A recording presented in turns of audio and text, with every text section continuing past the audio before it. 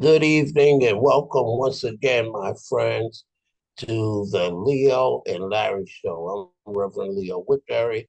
As we know, our host is with the Lord now. That we want to continue to honor him in the wonderful work he has done to make this radio program possible for you and yes, you too.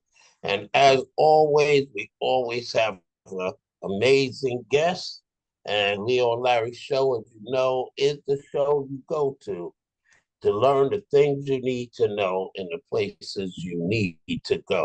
And today's guest is the Honorable Teresa Myers Irving, the first African American and the first woman to be elected to the office of mayor in the magic city of Florence, South Carolina. And so, welcome, Mayor Teresa Myers Irving. Great to have you aboard. Thank you so much for having me today. It's an honor to be on the show, and it's an honor to be here to be able to speak to the citizens of Florence about our wonderful city. So I'm truly looking forward to today's conversation. And thank you again But for the invitation. yes, you're welcome in. And yes, it's the city of Florence, but I want my folks to know that the city of Florence is on the map. We have had less than a year. We've had people visit uh, from the EPA. We've had 13 foundations, representatives come. We just finished having 15 people come down from federal agencies in Washington, D.C., three representatives from the White House. And so Florence is on the map. And I just say that, Mayor, because you're not only talking about and to the city of Florence, but because we're heard across the nation, some of the things that have been done are things that maybe other cities won't replicate. So why don't you tell us something about yourself and how you began the journey that you're on today?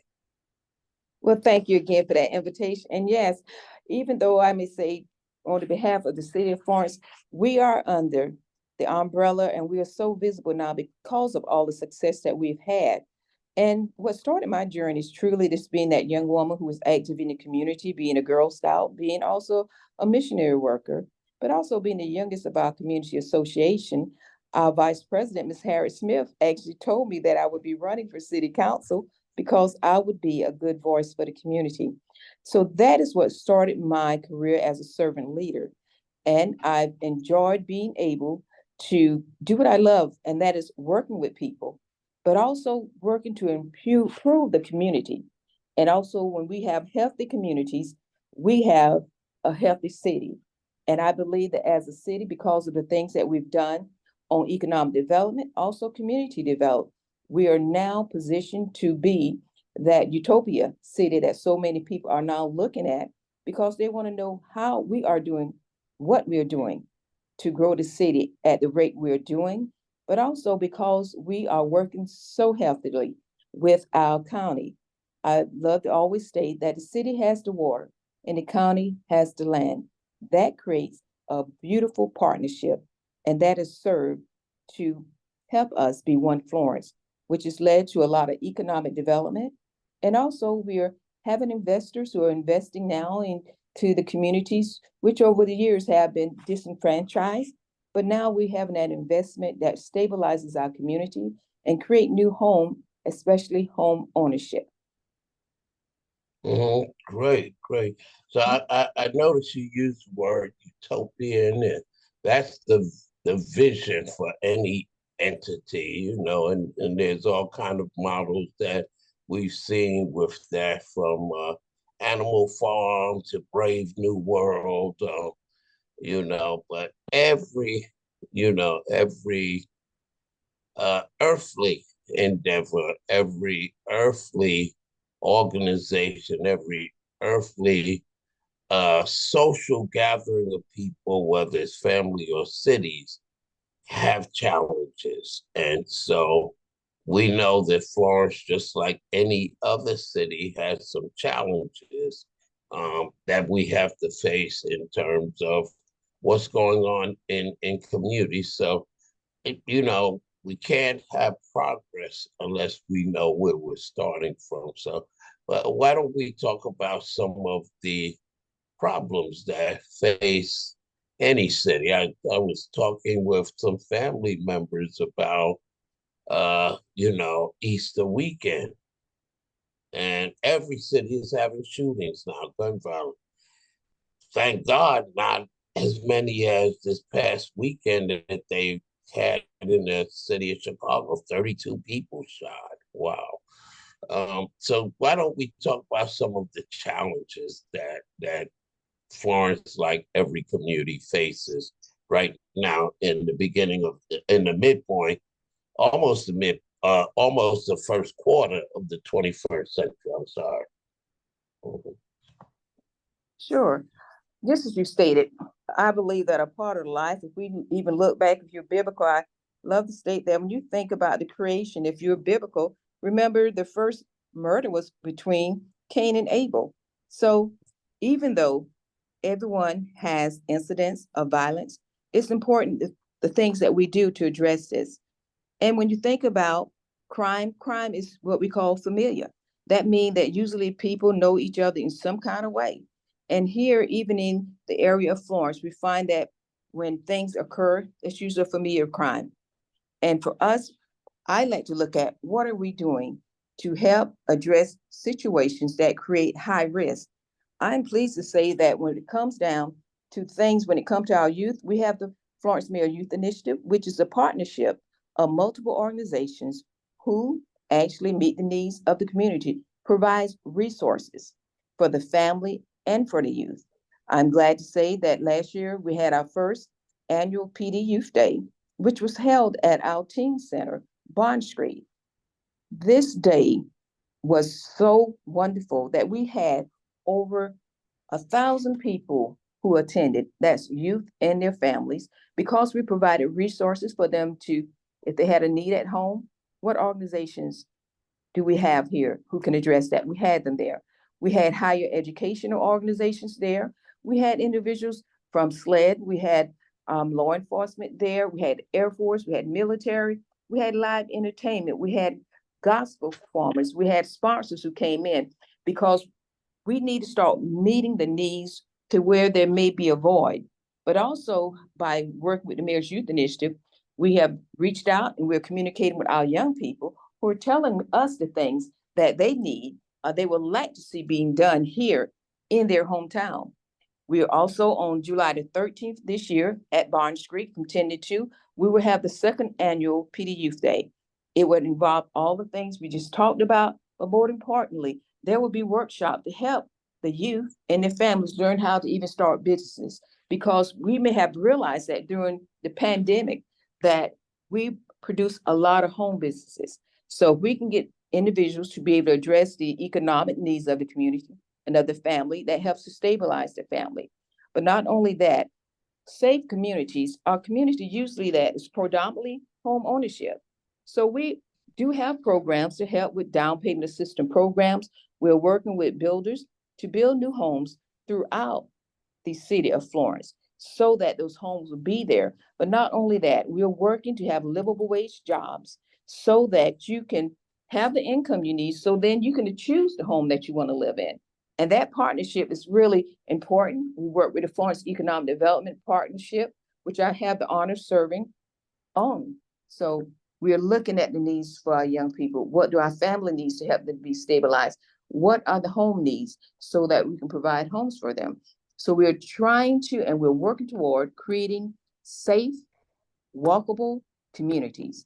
That is our primary goal. And that safe, walkable community means that we have access to good healthcare, good living, also supply of nourishment when it comes to food. We do have food deserts, but we're working in partnership with Harvest Hope.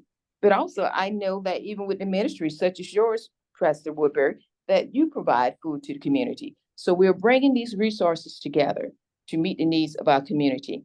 I know that may seem like a lot, but we have a lot of things that we can work on to decrease the risk factors that feed into violence and crime. Right, absolutely. And those are all great things. I guess I'm looking at like a possible future challenge. So you look at, for example, the city of Atlanta, which either, you can look at it extremely favorably, or you can look at it in a different light because Atlanta in the United States is one of the top 10 countries in the world when it comes to surveillance cameras. They have it all over the city. They have shot recognition systems. So if a gun is fired, it automatically contacts 911. And between surveillance and shot recognition systems, etc., those are things that law enforcement are moving towards. I was wondering if there's have been any discussion with law enforcement in terms of increasing the safety of citizens technologically, but also in terms of, you said, a lot of activities with children and teaching young people nonviolent conflict resolution, that sort of thing. And I say all that in light of what you're well aware of, the new law in South Carolina that the governor signed, where anyone who has a permit to have a weapon can have open carry. They can carry their weapon in the open without a permit and without training. Even though I heard this morning there's going to be 2 free training classes a month in the state of South Carolina.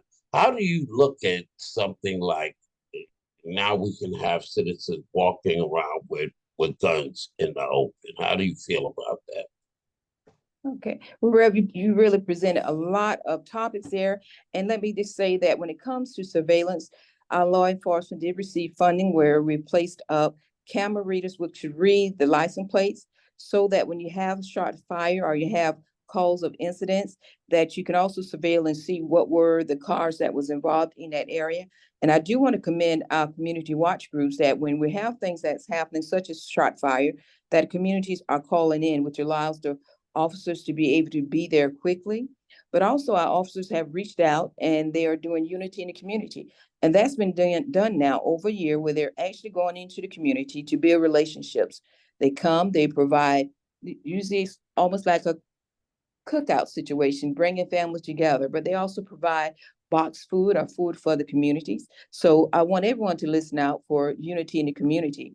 There will actually be a program that will be held downtown here on Ervin Street, right in front of the areas near our fellowship, excuse that, our federal building, where unity for the community will be occurring.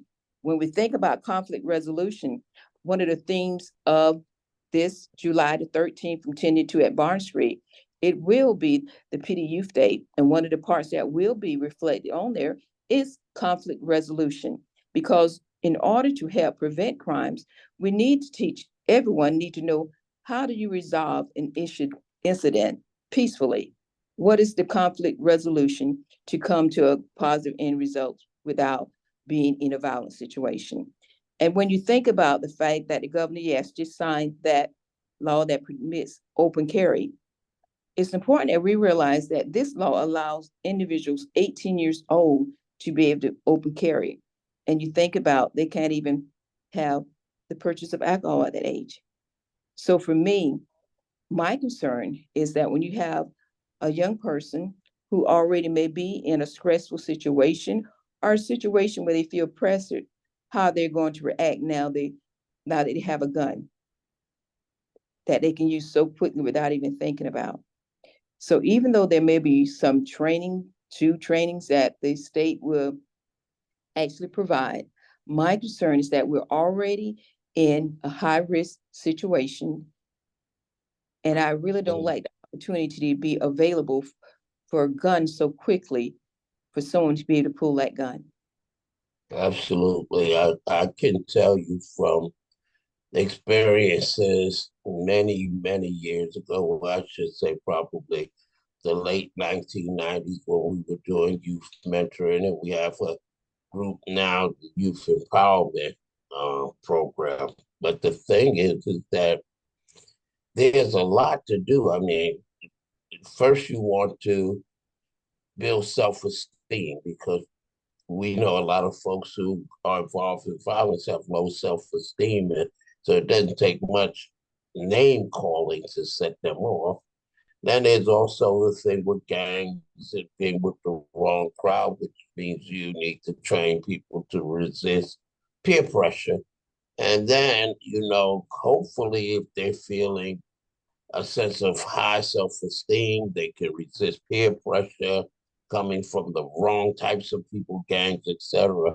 If they get in a confrontation, they know how. So a lot of training needs to be done in that regard, and I'm glad that you're looking at it. And it's something that shouldn't be just the city, but we need to be doing that in our churches, with all the youth groups that we have, Boys and Girls Club, et cetera, because it really terrifies me, as you said, to have people who can't even buy a beer legally, but they can tote a pistol. So another thing that you brought up was home ownership, and we know the importance of home ownership. It's called the American dream because for many people who are homeowners, the asset that they have that is worth the most money is their home. But I also want to see, what are we doing about people who already have homes? And the homes are in terrible shape and need to be renovated and rehabbed. What's your position on that? What has and is the city doing around the need to repair and upgrade dilapidated housing? Well, as you are familiar with the city, we are a government entity, and the funds that we operate are public funds. So there's certain limitation of how those funds can be spent. But what we do, we partnered with nonprofit organizations who can request funds. And I will give an example, such as Helping Florence Flourish. They have come forward, we have given them funds, and they actually go out and they help to rehab homes. They help with the homes that, maybe you can't afford a roof, but you can qualify through them to get that assistance. We also work to be sure that when it comes to the home ownership piece, we do have down payment assistance program. But also when it comes to funds, the citizens who own homes really have to look at home improvement, microloans to improve those homes, because besides for the nonprofits that we work with and give funds to, those are the funds that must be utilized to help rehab homes. We Mm-hmm. partnered before with Helping Florence First, and literally because of the partnership and relationships, various businesses and nonprofits have literally come together to help to rehab homes. But we had one home that actually two, they came together and completely rebuilt the homes. So for the city, partnerships and relationships with our nonprofits to ought to be able to do things to help the homeowner who do not have the necessary available funds to repair that roof or to repair that leak. So our relationship and partnerships with nonprofits are key to helping those homeowners. Wow, I wasn't aware that nonprofits could. If I knew that, I would have been at the city's door quite a while.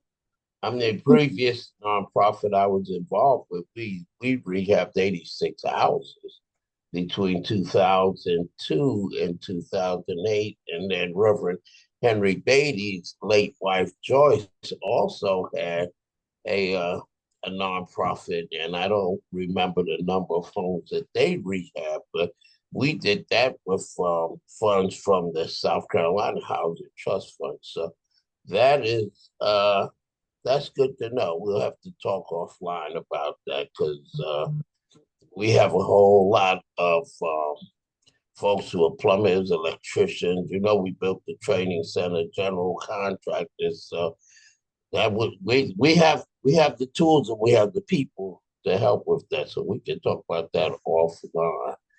Sure. Let's yeah, let's talk about businesses, Yes. business creation, because while home ownership is called the American dream, what's even a bigger dream, and a lot of people you hear, like I do in the community, there's people always talking about how they would like to start their own businesses. While home ownership will allow you to increase your income, your net, your assets, your wealth by a certain amount. There's a limit to that. There's only so much your home can be worth. Business, on the other hand, does not have that limitation.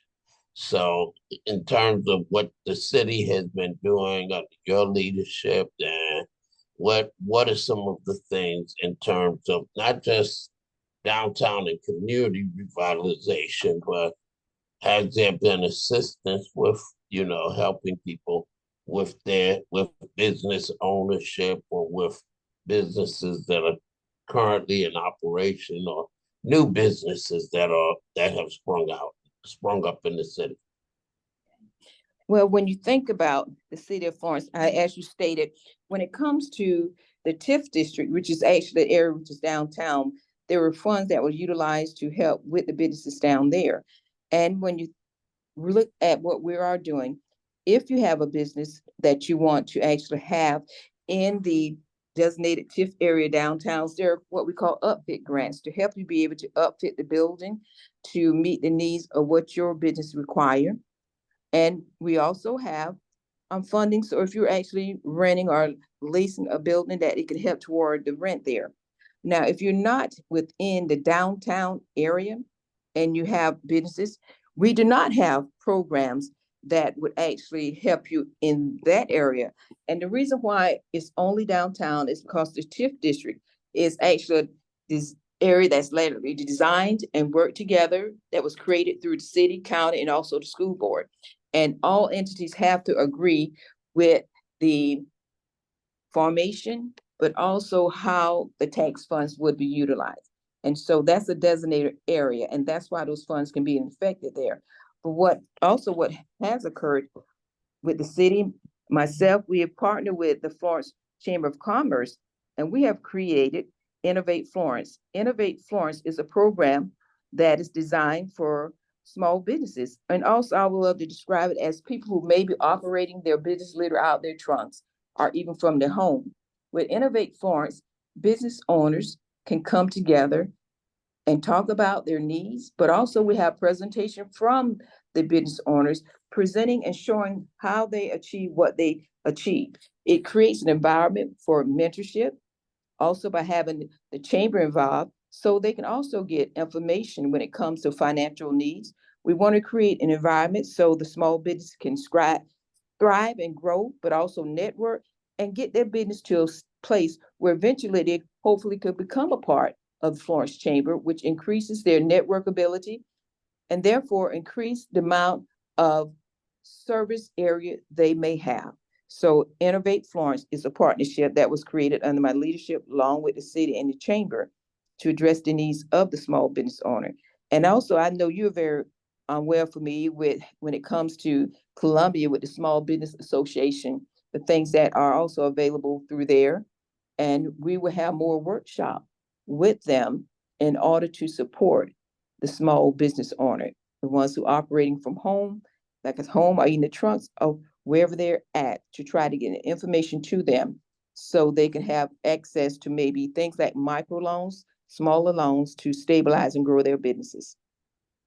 Absolutely, and that brings to mind, we actually, during COVID, brought some folks in from Colombia, due to some funding to, and this is one of the things.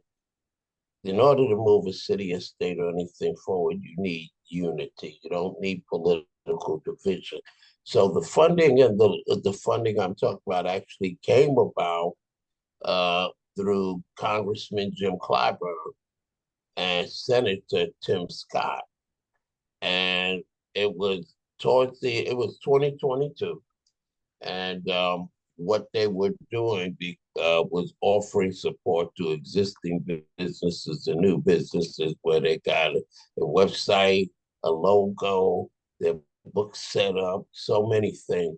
And the reason why I brought that up in how the funding that came through Congressman Clyburn and Tim Scott is because they were trying to help out small businesses, particularly businesses of color. They had actually tracked the number of Black, brown, and Asian businesses that had closed down during COVID and um, and were not reopening or would have to struggle to reopen.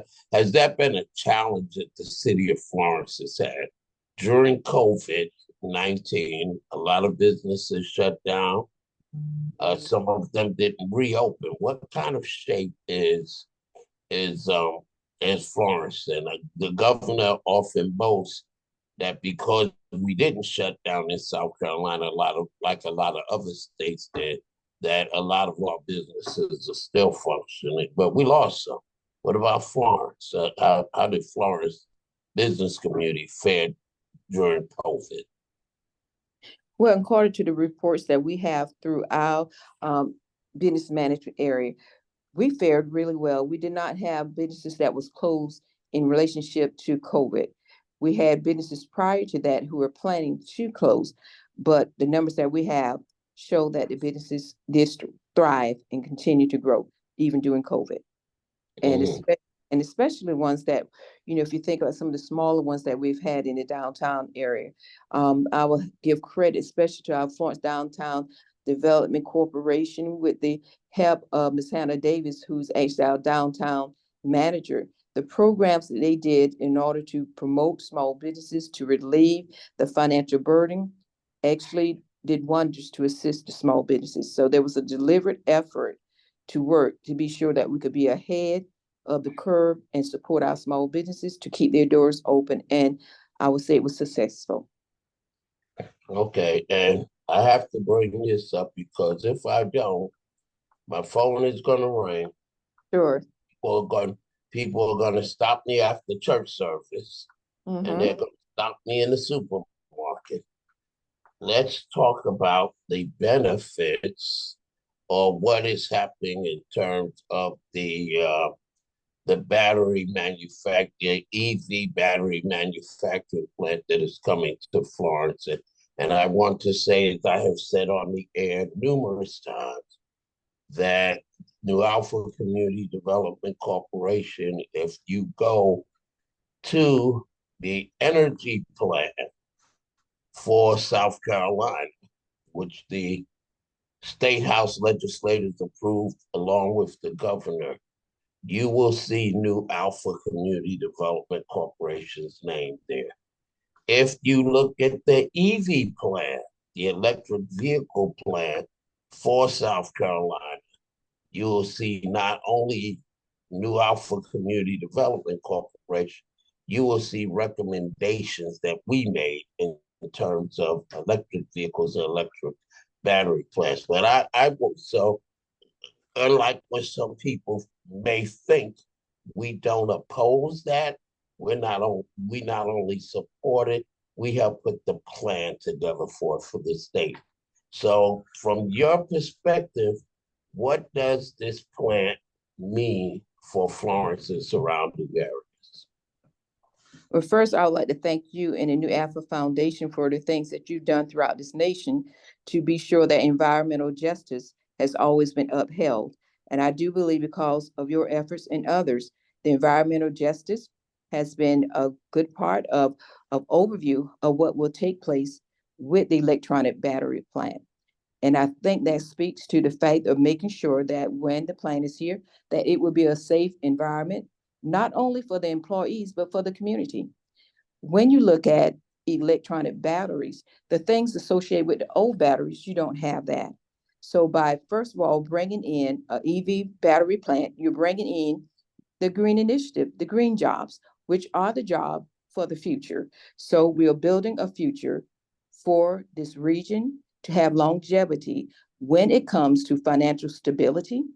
And also, this battery plant, electronic battery plant, will be the largest investment in the history for the city and for the county for this region. And this plant, because of the fact that it's bringing in over 2,000 jobs, and this is a multi-billion-dollar investment. So you got over $1 billion in this site. But not only because of the economic stabilities, it's creating educational opportunities for our present and citizens and our young people. It has actually produced partnerships between the school district and also the EV battery plant, along with our technical colleges. And most importantly, too, there will be an on-site training center that would also foster the education. So we're creating economic stabilities, we're creating new jobs, but we're also creating jobs that will be paying over $60,000 a year. Affordable living wages. That is so important. And also, this is the first time in many years that you've had any kind of economic development of that size in the area where it's located. And this development will be over 1,000 acres. This development will also create a secondary road that will run from 327 over to Coppers Road. And the fact that it's right there, adjacent, across from Wilson, who has a STEM program, that also create opportunities for partnership and relationship with Wilson. So think about it. A healthy plant because it's green, a plant that has created new jobs, livable waging jobs, and because it's there, it's also going to create thriving home development in the area. So I think that it is a win-win situation for the community by having this plant come here to Florence. It's going to change the region. As we stated early, all eyes are now being focused on Florence, and this company has already changed the dynamics of this area. Absolutely, and not just Florence. I don't think a lot of folks realize that what is going on with electric vehicles is a global phenomenon. 193 countries with the United Nations, FCCC have pledged to move to vehicles that do not burn fossil fuels, all in gasoline. So just as the horse and buggy went away, I can guarantee you that in the next 15 to 20 years, and it won't take that long, you're going to see electric vehicles all over this country and around the world, which means not only jobs for manufacturing plants, it also means that it's going to change the dynamics for auto mechanics. It's going to change the dynamics for what parts are needed. It's going to change the dynamics in terms of where charging stations will be and who will install them, who will repair the charging station, how the financial mechanism of charging stations happens, and sales and accounting and all. I mean, this is a brave new world that is coming, and people need to embrace it as such and move forward. But you use two terms. I mean, Yes. you use one term two times. You use the word green. And so, in addition to technological changes, we're also seeing people talking about nature-based solutions. And one of the things cities are looking at is planting more trees and what they call green coverage, particularly in low-income communities that do not have more tree coverage. So I'm just going to give one scientific fact, and then I want you to weigh in. If you have a neighborhood with very few trees, mostly asphalt and concrete, that community can be 10 to 15 times warmer or hotter than communities that have a lot of trees or communities in general. So folks need to realize that when the weatherman says it's 90 degrees today, If you reside in a community with little green coverage trees, while it may be 90 degrees somewhere else, it may be 105 degrees in your community. And so a lot of cities are moving towards having more green coverage, tree farms, urban forests, those sorts of things. So you mentioned green twice, and that brought my mind to nature, natural solutions to deal with the impacts of climate change and a warming planet. So what vision do you have, or what has the city of Florence done, and what directions are they moving?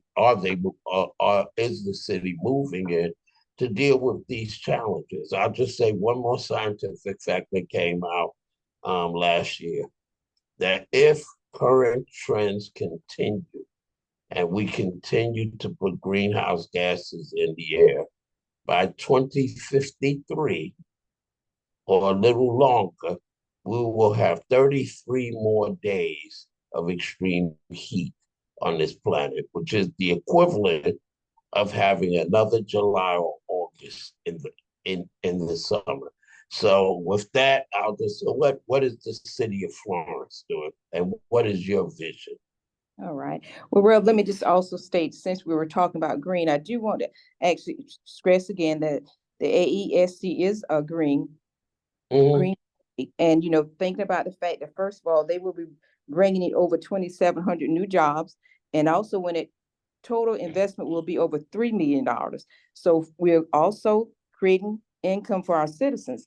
But when we think of the city of Florence itself, I want everyone to look at some of the things which we have done.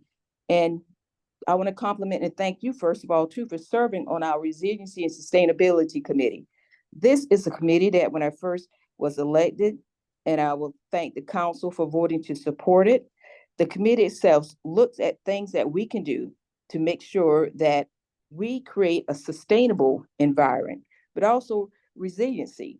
And the purpose for this committee is to evaluate us looking at the things that we can do to promote a healthy green city, things that we can do to be sure that we are not having a negative effect on our environment. So thank you for serving on that committee, because I know that you're world renowned, known for things when it comes to, I'll say, to environmental justice. So that committee in itself being established will help us as a city to design and develop guidelines to make sure that we are doing things to make sure that we are protecting the environment. But also, we are known as a tree city. That means that we have goals of planting a certain number of trees per year. And so we do work with various organizations who plant trees. And thank you, because your organization received over 1,000 trees. And I thank you for planting those trees here in Florence. So partnering, using relationships to make sure that we are replenishing the trees that we have here. But we're also a bee city. Thank you to Councilwoman Pat Gibson High Moore, who actually pushed to have that occur here so that we can do things to also preserve the lives and environment for our bees. Because as we know, we need bees to pollinate for our Mm-hmm. plants. So we are actually looking at, and we are presently always doing things to protect our environment. So for me, we also look at when we are doing designs and people are building, being sure that there's some permeable surfaces. In other words, so when it rains, you need some space so the water can be soaked down through the land, rather than having all this asphalt that would not allow the water to, sink through, or the concrete. And also because when just as you stated, those things created higher temperatures. So I'm thankful that we do have plans and things in place to help protect us from getting to that state. And I hope that it's a short answer, but that's part of what we're doing. Oh no, that's great. I mean, actually, we want the people who listen to know and understand it. And saying that, thank you for the kudos. I always tell people it's not me. We have an amazing team of people that we work with, amazing partners and allies, across the country who help us to learn things. But I just want to point out one thing, and I know that it takes the entire city working together. But one challenge that we and other organizations have had when it comes to more tree coverage and tree planting is that a lot of the um, communities that need trees the most don't have a lot of place. They don't have a lot of space, a lot of soil to actually plant the trees. And the challenge is getting homeowners and landlords to agree that we need to put more trees in those places that desperately need them. So I know you don't may not have an answer right now. That might be something that the entire council needs to address. But I just want to point that out. Thank you for the kudos with our tree planting, etc. And we need to do more education around that pollinator gardens for bees. But that might be something that maybe the city will look at. Is there some kind of way we can encourage or support homeowners and landlords to plant more trees in these communities? So let's talk a little bit more about, because you've been in office for 4 years, right? And there's been some challenges. And a lot of folks, a lot of times when people are in office, and I'm talking about from the president on down to Congress people, state legislators, etc.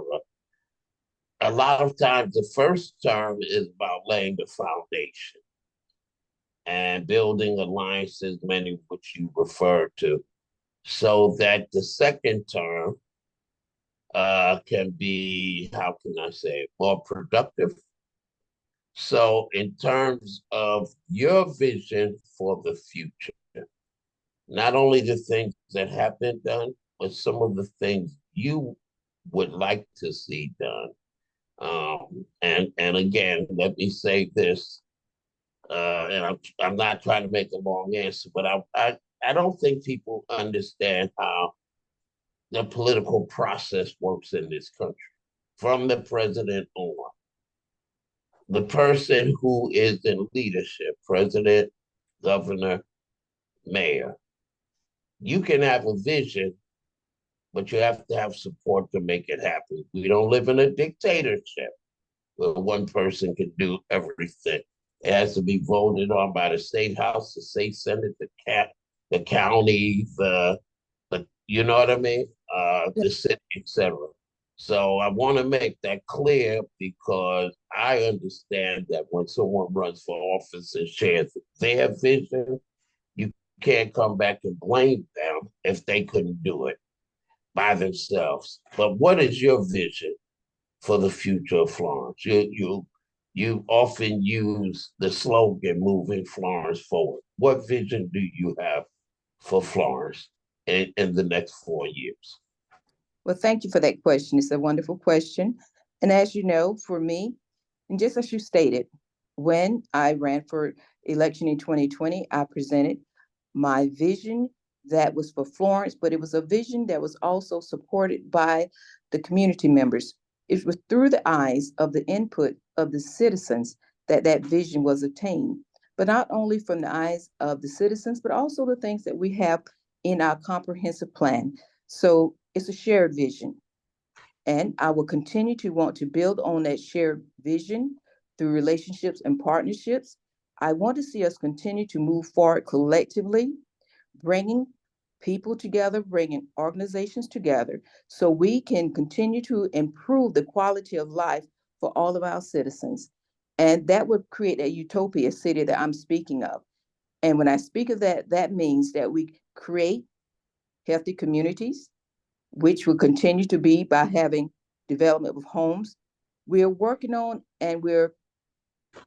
phase 3 of our catalytic areas. You see the homes that were created off of Vista Street. You see the homes over off Sumter Street, Old Carver Station, and also on Gladstone.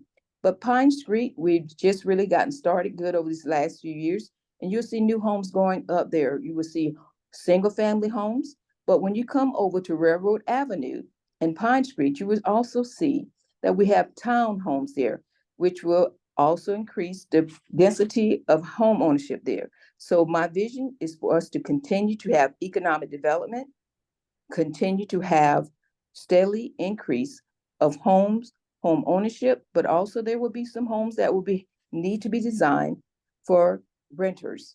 But I would like for us to continue to utilize our partnerships and relationships to create an economic environment for all of our citizens to thrive and also to have accessibility to affordable health care while continuing to develop an educational path for our young and old, our seniors, so that they can live here and have all the quality of life things that they need so we can have a healthier Florence for all of our citizens. Okay, that's okay. I'm going. It. You know me. You know I'm going to dig a little deeper in that, right? So Yeah. for for one, I know because we're a little more active, not only New Alpha, but in our church, Kingdom Living Temple, which people call an activist church.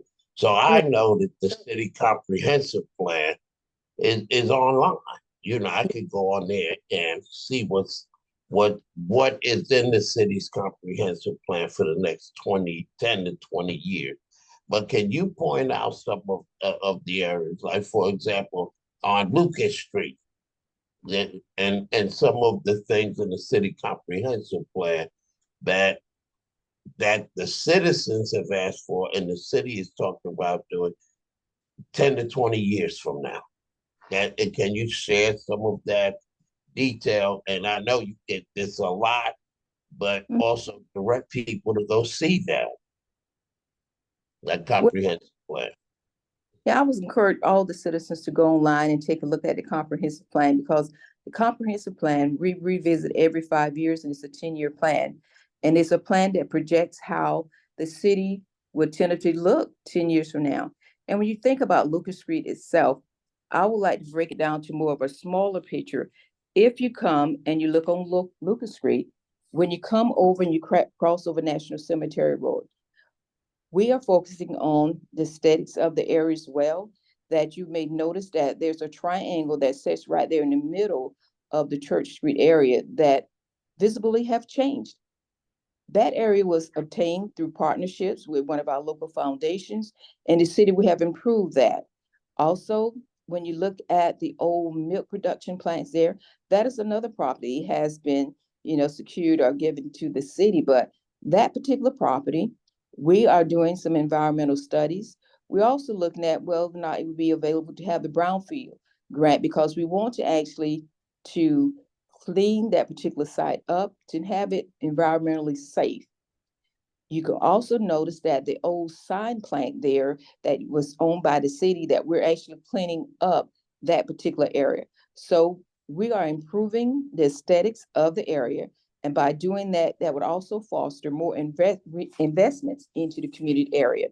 But also when it comes to Lucas Street, we have the pleasure of our flats committee, which works with our state to do things to improve the walkability of pedestrian friendly area along Lucas Street, especially for our pedestrians.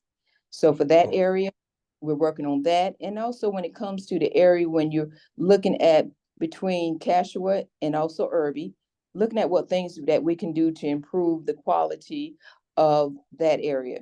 We have some development that is occurring there, but there's some things that we as a city, as a council, need to look at what we can do to foster development along that corridor.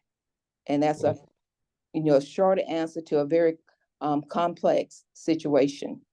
Oh yes, absolutely, and really interested not only in this in the former seal test plan, but before COVID, we actually did some testing of soil. Brownfields for the audience are actually properties that contain contaminants in them. They are polluted. So we actually work with Dr. Florence Sonaro, who is a botanist, a renowned botanist. She actually serves on the National Scientific Advisory Committee. We're blessed to have her at South Carolina State, living in South Carolina. But she worked with us to test the soil, not only at the milk plant, but also where rental uniform is. And it wasn't like we picked, because people always they always act like we're looking for trouble and people to pick on. No, the formal rental uniform site is on DHEC's list for heavy metal contamination in the soil. So while the city has been given the property for seal test, they really need to look at that rental uniform property as well. And I think, great for the city, because when you have large tracts of land like that that could be cleaned up and they can use for development for parks and housing and stuff, just like the former Bush junkyard that now has hotel there, and we have worked on that project with EPA and with South Carolina DHEC years ago. So I just wanted to point that out and say, hey, if you need some assistance from a community-based organization, South Carolina State or whatever, give us a call. So again, um, thank you for that sharing that vision and encouraging people to look at the city's comprehensive plan. And I have to say this because full transparency, you're running for reelection. You're running for reelection, and your opponent is also a Democrat, also a woman, also African American, right? And so, full transparency, we have asked Lithonia Peaches Barnes to also come on the Leo and Larry show, so that citizens can make their own choice. But without getting into, any of the, oh my God, it's distressing and disturbing to me that at a time when we need unity, we're reaching back in time to find moments of disunity. We need everyone to come together. I said that after your election, every single person that is on the city council, I reached out and spoke to each one of them individually. So I don't want to talk about disunity, but I want you to talk a little bit about your campaign, your platform. And we have less than 10 minutes to go. So if you can do that, and then we'll wrap it up. Okay. But thank you for your service as a public servant, because a lot of people sit back and they talk about what should be done and what's wrong. But I want to thank you for what you have: 14 years of service with the city of Florence, 10 years on the city council, 4 years as mayor. So want to give you an opportunity to close talking about your campaign, whatever your platform may be, etc. Rabbi, with what just spoke, I pretty well gave my platform and vision for the city. And my platform will be continue to work on having a livable, walkable, safe city with economic development as well as community development. And when it comes to relationships and partnerships, we need those on all levels, from working together in leadership influence to working together with business opportunities and community members. I am running, and I ask everyone to look at my track record. I have been faithfully serving the city even before being on city council. So I will stand on my track record of things that I have done and the productivity that you've seen.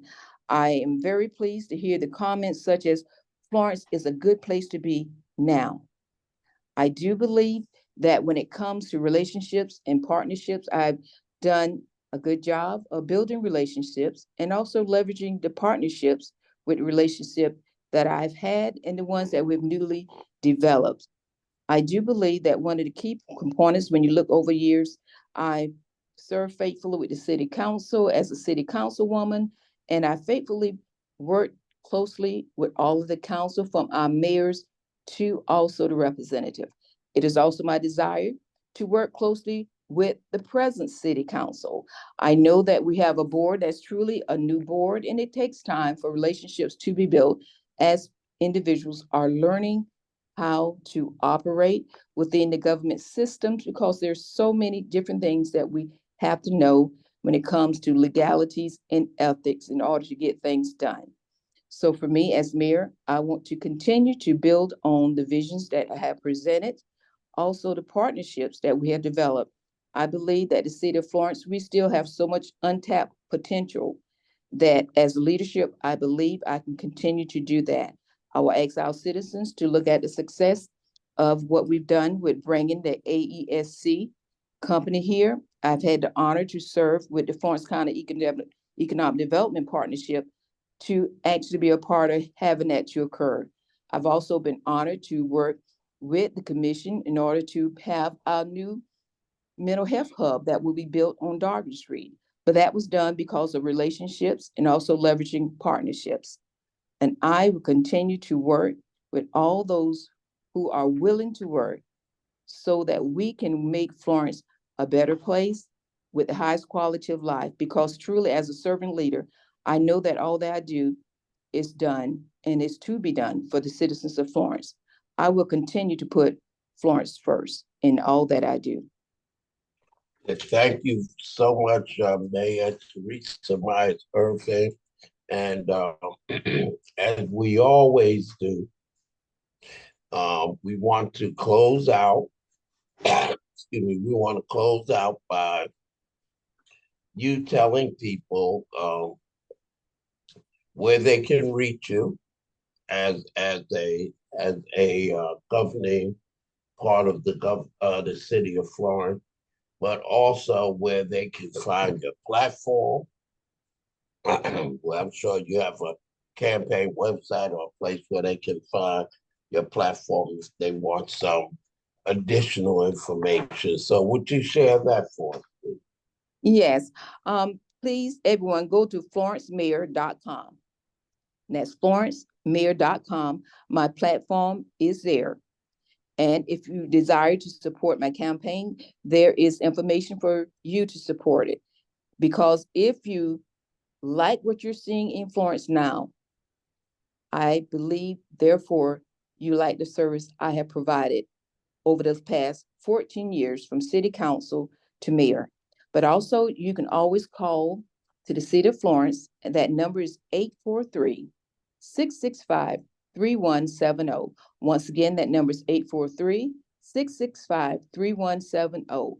That is the office number here at the mayor's office. And I do have an open door policy, which means that you're welcome to call and schedule a time that we can sit down together or either talk about your vision and the potential that you see in Florence. But when it comes to my campaign, please go to florencemayor.com so you can see my platform, also see my track record of the things I've done. And Florence, I will say in advance, thank you for your support.